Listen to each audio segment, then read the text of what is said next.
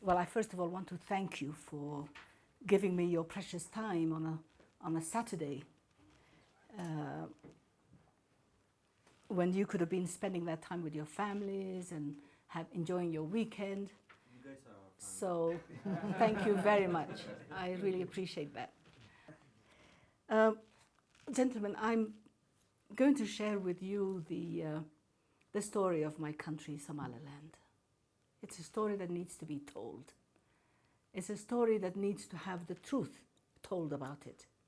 I will give you a brief so you'll have something, reference documents. But I will share with you the reality of the Horn of Africa, the Somali Horn of Africa, a horn that is very troubled, an area of the world that has known a lot of conflict and which we hope will stabilize and become an area of the world where children can grow in peace, where our youth can be educated, where we can develop our trade and our relationships stronger. We can become a commercial hub. But before that happens, we need peace. Peace is the foundation of all development. I know that you here know what Somaliland is, or where Somaliland is. As you know, Somaliland is the former British Somaliland Protectorate. To our west, there is the La Côte Française des Somalis, or the territory of the Afars and the Isas, which is now the Republic of Djibouti. Then you have British Somaliland Protectorate. And then to the east, we have La Somalia Italiana, Italian colony of Somalia, and one of the three colonies that Italy had in Africa: Somalia, Eritrea, and Libya. It's geography, it's history, it's fact. You cannot change it, I cannot change it. That is history. But very few people know about it. Somaliland is the only country among those countries that has never been colonized. We had a treaty of protection with Great Britain. Djibouti was a colony, Somalia was a colony. But Somaliland was the British Somaliland Protectorate. That is very important because as a protectorate, we have always been sovereign. Somaliland gained its independence on the 26th of June, 1960. We have the same birthday, the same Independence Day as Madagascar. And we became the 12th independent country in Africa. 42 countries sitting in the African Union today were still under colonial rule when Somaliland became independent.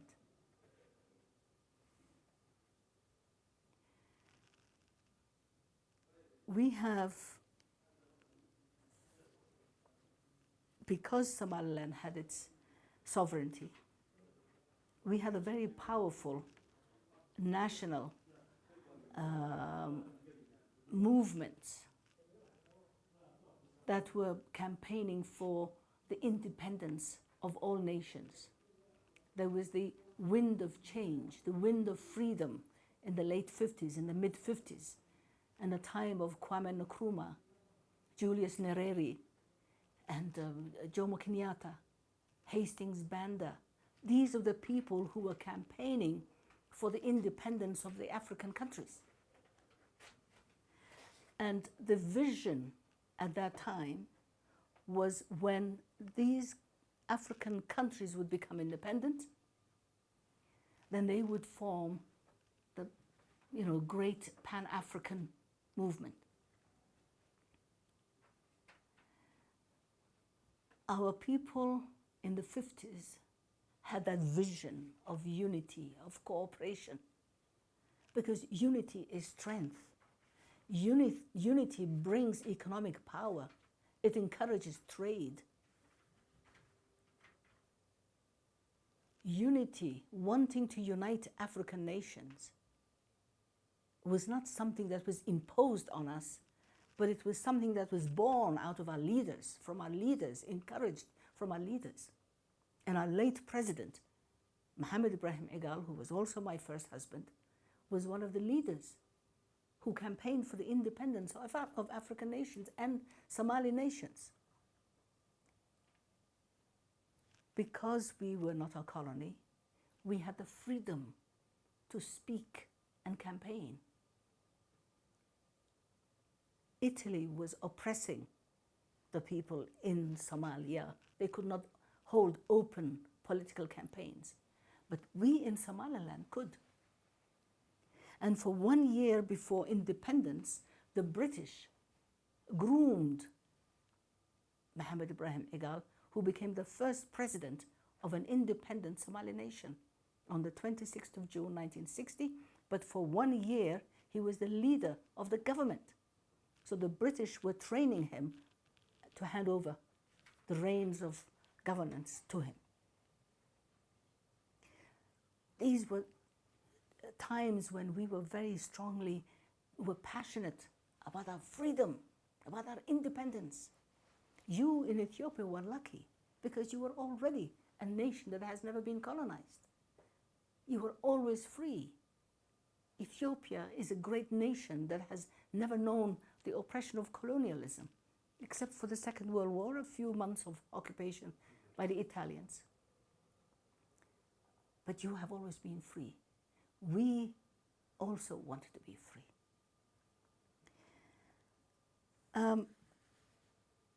When Somaliland became independent and the date was signed for the independence of Somaliland, we began to campaign for the other Somalis.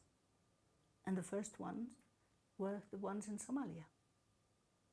And the agreement was that when the two Somali nations would become independent, they would unite to form the basis, the foundation upon which future Somali nations would also join. Somaliland, therefore, is the firstborn, is the senior nation, is the first fully sovereign Somali nation. I am repeating that 20 times because that is the fact. I am repeating that because our neighbor Somalia, who is a junior partner, who became independent 1 week after Somaliland, somehow has given itself a position of owning Somaliland, given itself a position of deciding the fate of Somaliland. Where that has come from, we don't know, because Somalia has never owned Somaliland, has never won Somaliland, has never bought Somaliland. We were two independent sovereign nations who voluntarily united. Somalia,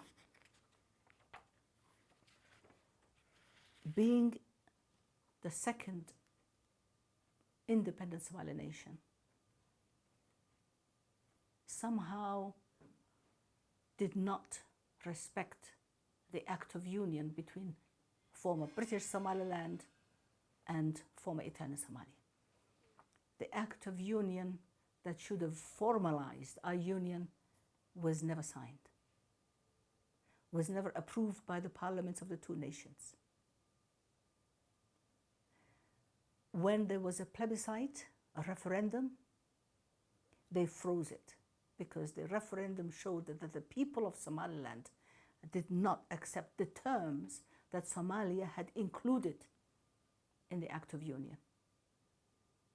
So in fact, Somalia and Somaliland have never united formally.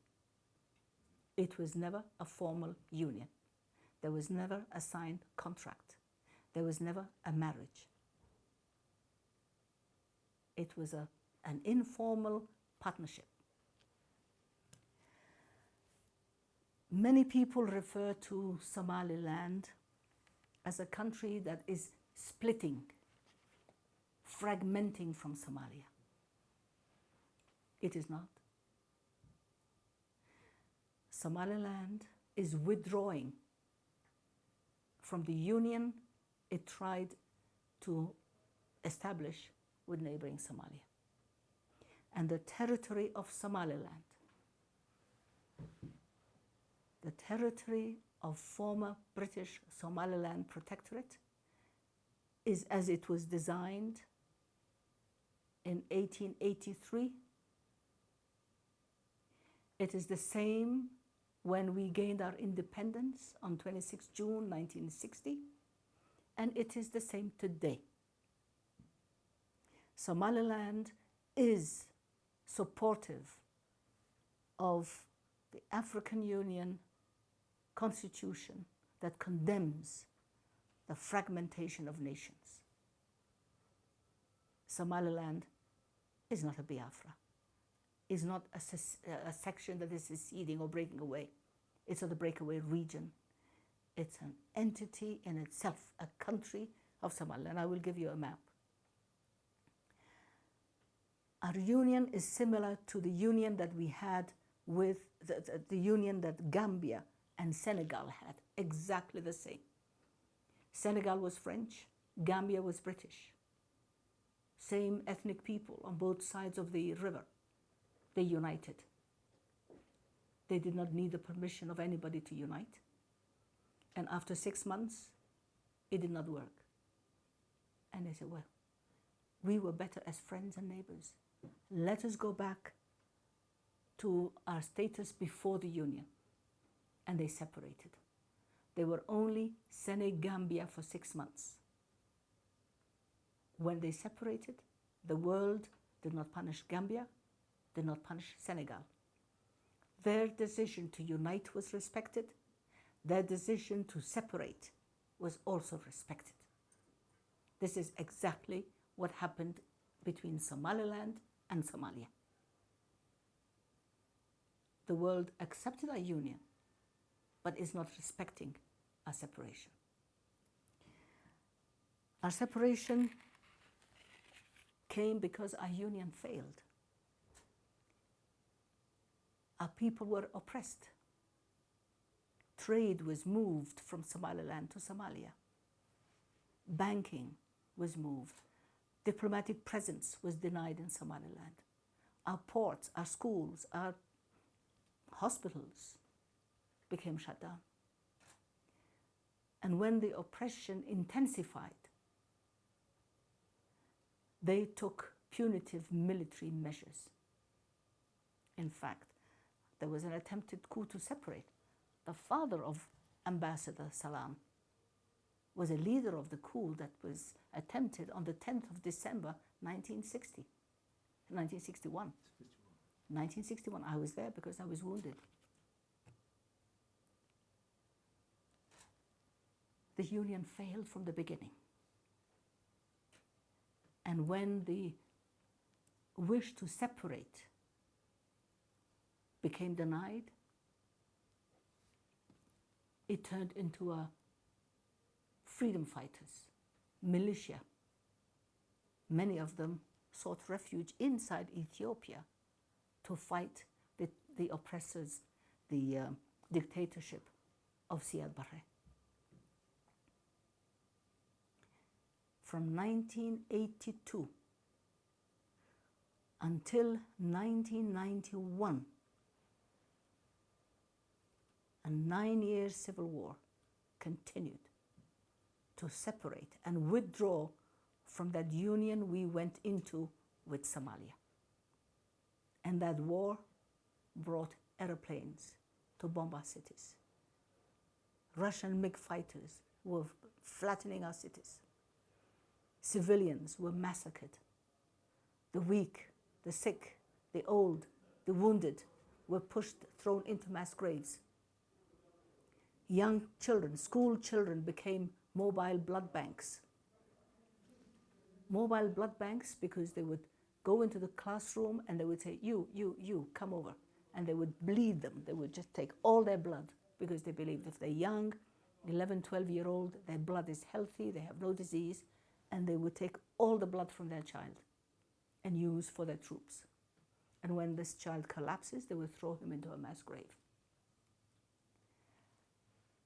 87 mass graves have been catalogued by the United Nations forensic teams. And we keep finding new mass graves even to this day. Every time it rains, it uncovers new mass graves. Each one containing dozens, if not hundreds, of human remains, with their clothes on, with their shoes on, with their belts on. Young ones, small skeletons, baby skeletons, 5, 6, 10-year-old skeletons. What is the military danger of killing a 5-year-old because he or she is from Somaliland? That was the crime they were executed for. I am describing this in detail because the world has to know this.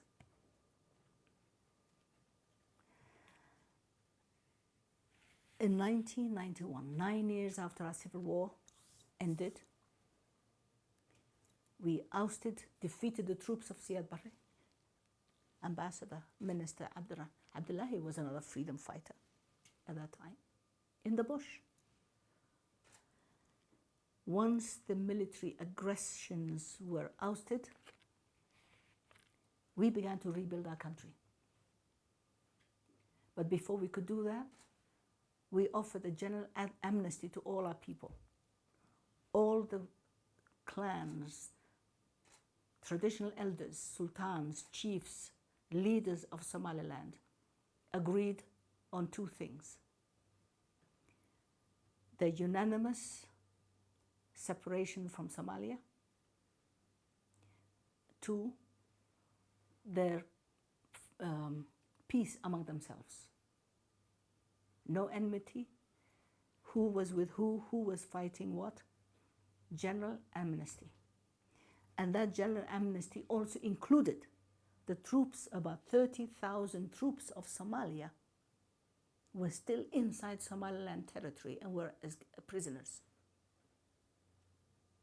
And for 3 months, those soldiers who were captive, who were prisoners of war, were not shot, were not killed, were not starved. They were protected for 3 months. They were given food, they were given water.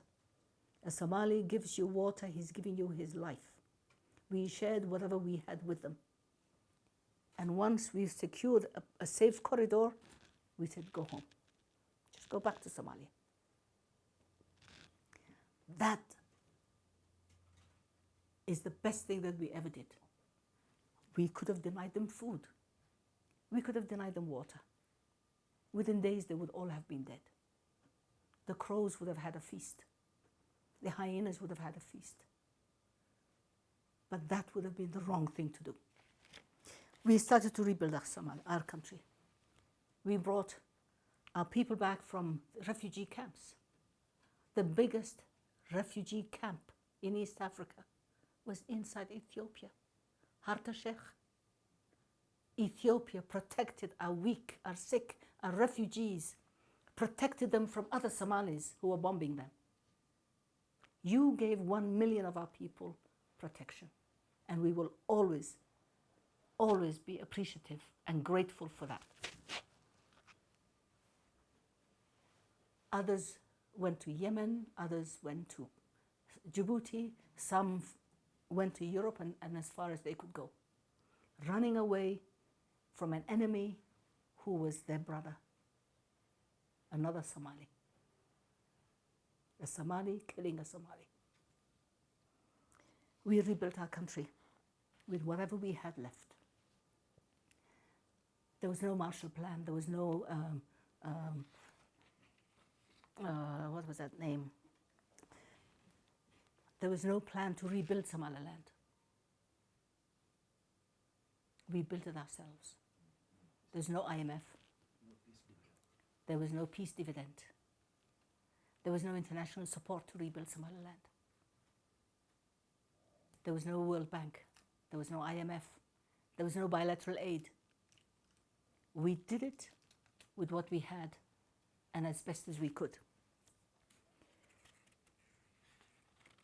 We developed our constitution. We established law and order. We demobilized our powerful militia that defeated Siad Barre. Not with international troops, but we did it our way, the traditional way. We disarmed our very powerful militia with less than $100,000, paid for by the people, by the community themselves. Our neighbor Somalia has had every nation support it and has failed to demobilize its shabab and its militia. 28 international nations have been in Somalia. Americans have been there, the Germans were there, the Brits were there, the Ethiopians are there, the Djiboutians are there, the Kenyans are there, the Ugandans are there, the Rwandans are there, the Burundians are there, the Pakistanis were there. 28 nations have given their sons and the blood of their sons to protect Somalia, inside Somalia. And a victory is still not in sight. I don't know how many Ethiopian troops have died there. I don't know how many Americans have died there. Anybody who has watched Black Hawk Down will see the Marines who were dragged in the streets.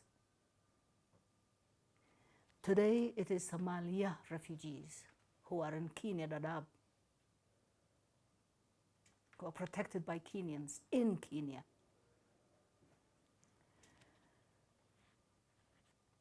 Once peace was secured, we started our nation building, developed our constitution, elected our members of parliament, developed political parties,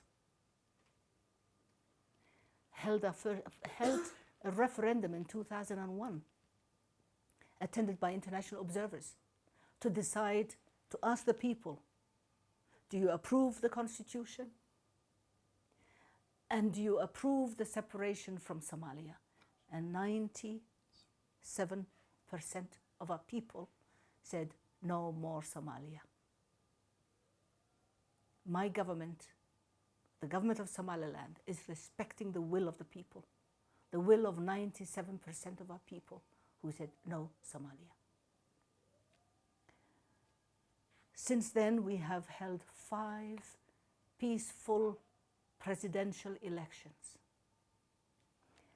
Our current president, Musa Bihi, who was elected in 97, was elected, and I will give you the figures, 305,909 votes. He had 55% of the registered votes. Formaggio next door was elected with 184 votes.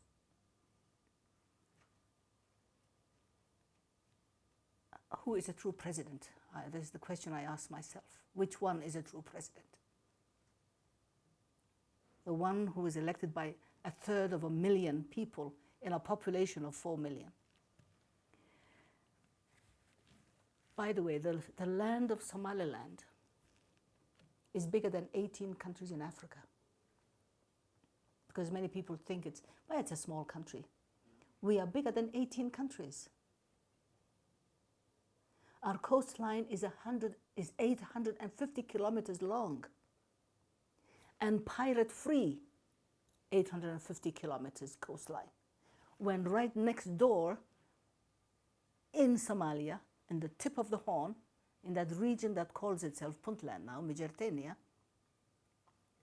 is known as the world's most pirate-infested waters in the world.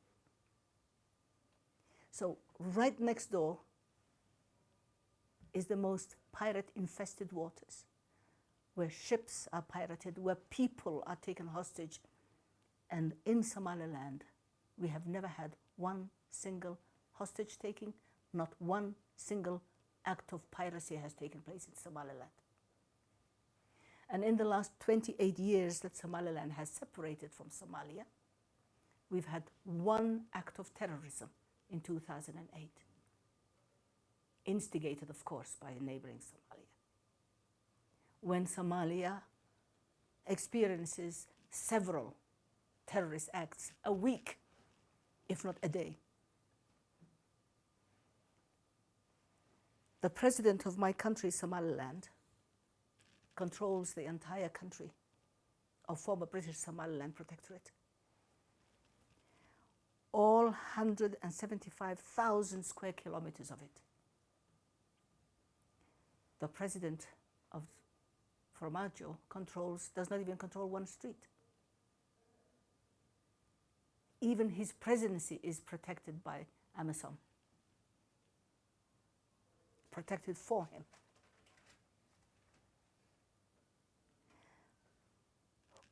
I wonder who is a president then? President of what? We have, Somalia has maintained peace and stability over the years. We trade with all nations. We trade with African nations. We trade with Asians. We trade with Arabs.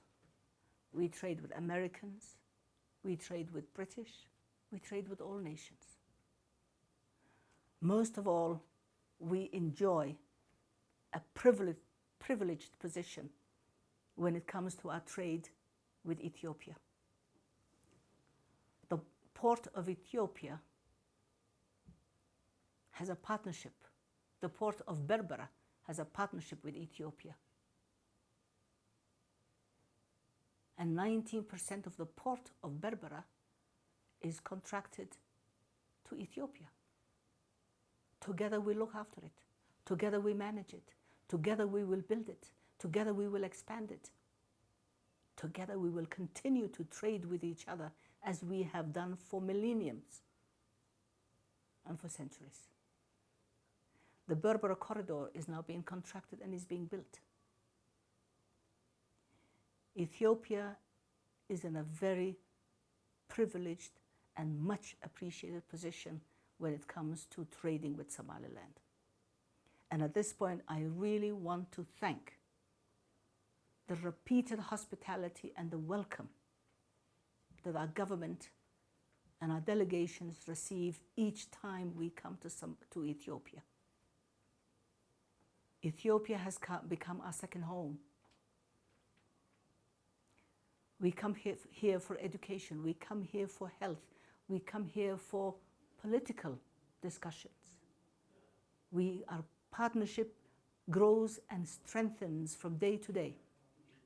And I would like that to be recorded, please. Our expression of thanks and appreciation to be recorded.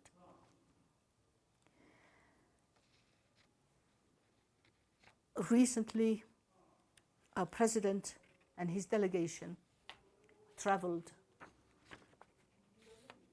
to the country of Guinea-Conakry, at the invitation of President Alpha Condé. Over the years, Somaliland heads of states, ministers, and delegations have visited over 90 countries. In each one of them, we have received warm, friendly welcome and receptions. Red carpets, presidential salutes, friendship. Our neighbors in Somalia have decided, for reasons unknown to us, to sever relations with Guinea for having welcomed the delegation from Somaliland. Now the question I ask myself is Somalia planning to sever relations with another 90 countries that have welcomed Somaliland? Is it planning to sever relations with Ethiopia, Djibouti, and others? We think this is a great disrespect to the president, who is very much loved by his people and respected by the rest of African governments, President Alpha Conde. It's a great disrespect and an insult to a head of state who cannot be given a dictation about who he can welcome to his country or not. President Alpha Conde does not need the permission of Shabab or terrorists or the heads of failed governments. And since Somalia is very expert in terrorism, I'm asking myself, are they inventing a new form of terrorism? Diplomatic terrorism? Political terrorism? This cannot work in Africa. Heads of states are sovereign and need to be respected as such.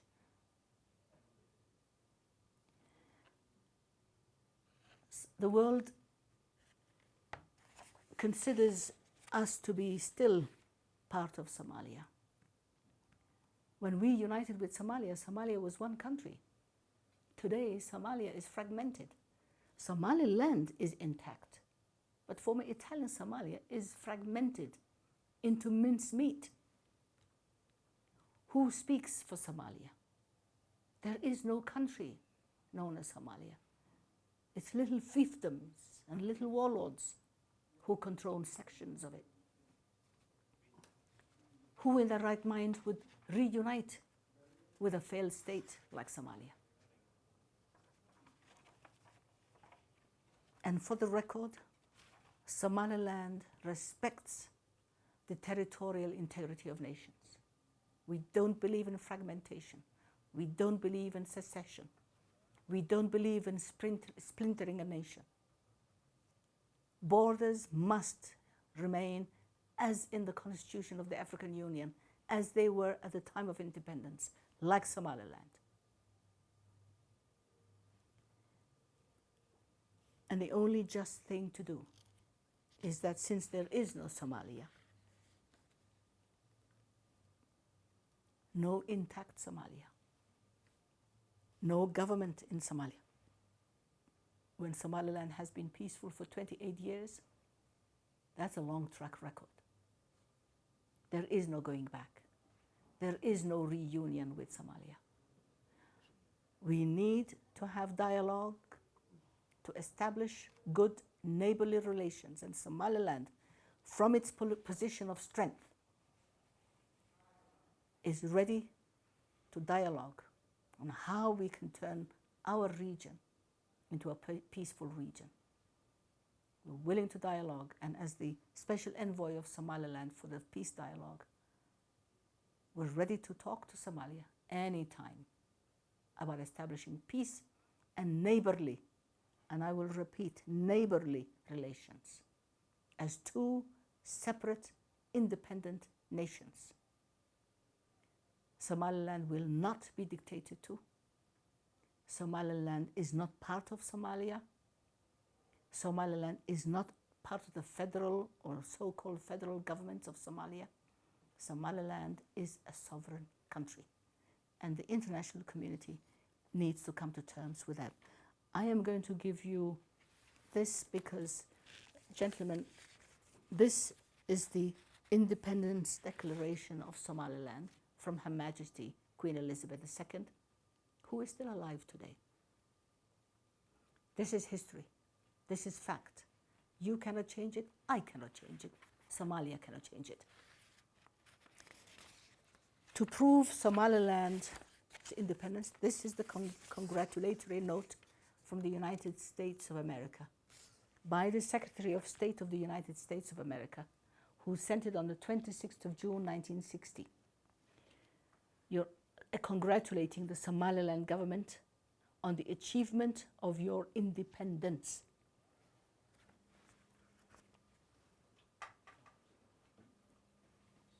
Yeah, on the achievement of your independence in 1960. So when people say Somaliland wants its independence, they don't know what they're talking about. Somaliland has always been independent. And I have also added this to show you French Somaliland, Djibouti, British Somaliland, and some Italian Somalia. That's how the territory was at the time of independence. And gentlemen, I am happy to answer some questions if necessary. I will give you this as a reference, and my colleagues and the Minister of Health, who I should have introduced at the beginning, and I hope you will forgive me for this oversight, are here. We're here on a goodwill, not only for Somaliland, but for the entire Horn. We must be wise. We must build our nations, and we must bring peace to our Horn of Africa. We cannot spend all our energy on fights and weapons and killing. We must learn to build and grow. We must learn to improve. We must reach the development that other nations have reached because of peace and stability. So I thank you for having given me this opportunity to explain the position of my country to you. I hope you will share this with the world, and I'm happy to answer any questions. And of course, you will excuse me because I am 82 years old. If I talk too long, you will forgive me, but that's what grandmothers are for. Thank you. So my first question is, at 82 years old, how do you stay so beautiful and so young? What's the magic? So my second question. Your nation is lucky to have you. I've never listened to someone speak so eloquently for a country that we know very little about. I've never been to Somaliland, but I'm tempted to even come by your speech. And I was just listening to trying to watch your TEDx talk, and I was doing your background information because you didn't introduce yourself at the beginning. But it's like listening to it's like poetic justice. So thank you. So my question is, our prime minister is known to venture to nations like Sudan and even attempt to bring peace in Yemen, and trying to bridge the gap between Kenya and Somalia. Have you spoken to him? Have you, your president, in terms of having him play a role to bring the kinds of conclusion you want to see between Somaliland and Somalia? Thank you. Your president is my friend. She's my colleague, my friend, and you're very, very lucky and blessed to have a woman president like Sahle. We were diplomats together in Djibouti when she was ambassador. And she's a great woman. I love her very much. Well, I just saw her in Vancouver a few weeks ago. We just kissed. Your prime minister did not forget to try and bring peace. He brought peace between Eritrea and Ethiopia. Who would have imagined, who would have thought that possible a year or two ago? The problem is in Eritrea and in Ethiopia, you have people who can dialogue and speak and understand each other. Our neighbors in Somalia do not want peace because they are gaining from lawlessness. Lawlessness has become their trade. They don't want to come to the table. They don't want to accept anything short of domination or ownership of Somaliland. And this is not going to happen. When Somalia cannot even control its own country, that is the obstacle. We don't have a willing partner. We are ready. And your prime minister did not overlook that. He tried. My president and your prime minister have had several dialogues because together we work on the peace and stability of the Horn. Ethiopia is our biggest partner. That's why we have no pirates. That's why we have no terrorists. Together we keep watch. You sleep because we keep watch. We sleep because you keep watch. We keep watch for each other. Our partners, our neighbors in Somalia do not want peace. Thank you. Regarding any kind of contacts you may have with Somalia, or the government based in Mogadishu, do you have or are you trying to have low-level contacts or indirect contacts with people that have, let's say, close contacts with administration of Farmajo for the administration of Farmajo to for to ensure, at least to try to have a neighborly dialogue in the for the general well-being of the Horn region. My second question relates to there are disputed borders with Puntland, I understand. From time to time, there have been several daily clashes. What's the situation currently? Thanks. There has been no stable government in Somalia for the past 28 years.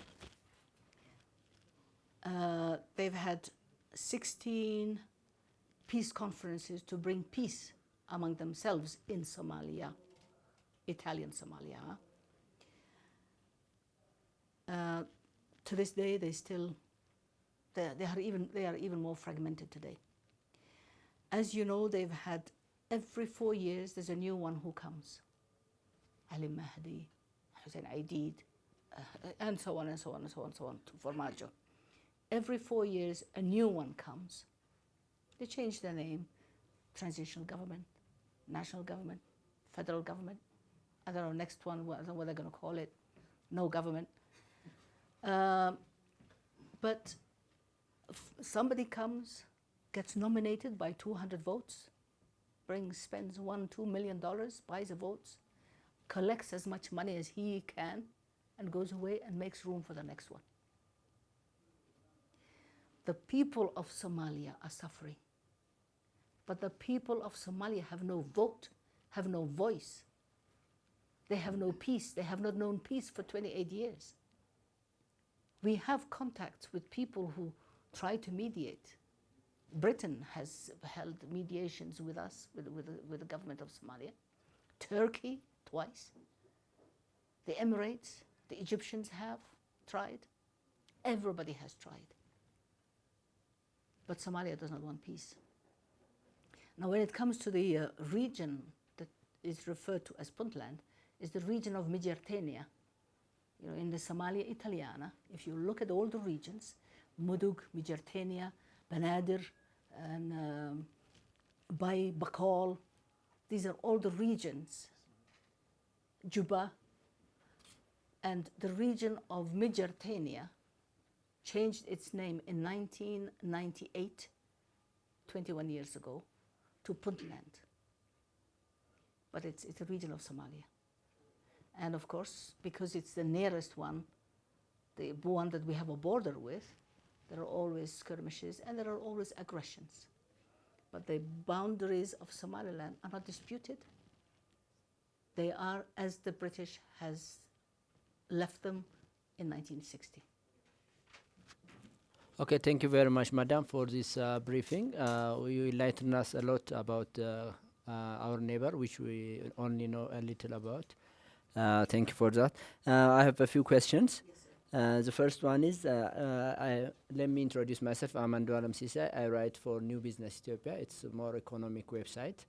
And I also write for Daily Nation, the correspondent from here for Kenya. The first question is, I want to focus on economic and trade relationship between Ethiopia and Somaliland. Can you put some figures on these trade relations over the past years, how it was growing? And the other is, there is expansion on the port of Berbera, and any progress on that one? That's also interesting to know. And why, finally, about the political issues that you just mentioned, why do you think these efforts have failed again and again to bring peace between the two brothers, Somaliland and the Somalia, since you have the same culture, the same religion, the same people, and how come it is difficult for you guys to come into consensus at some point? Thank you so much. Know that there are always regular convoys from the port of Berbera. 1/3 of the food aid that is coming to Ethiopia comes from the port of Berbera, you know that. That is the formal UN food aid. But the other trade is growing in both directions. Exports from Ethiopia and imports into Ethiopia. At any given time, you will see trucks, convoys with Ethiopian plate numbers from Berbera coming to Ethiopian borders. I don't know the size of it. I wish the Minister of Finance, who is here with us, could have given you that. But it is growing. Why no peace? The same question. Why were there bombs dropped on Hargeisa by the Somalis, by our brothers, the people from our Khalaf, the people from our religion, the people from our clans, the people who have ethnic similarity with us? Aggression. Somalia, aggression. Somaliland, we treat the sick, we educate the young, we give shelter to the poor, the beggars come to us. But Somalia does not want peace because terrorism has become their industry. And if they join us, we will, we require peace, stability, discipline, law and order. They don't want that because they gain from lawlessness.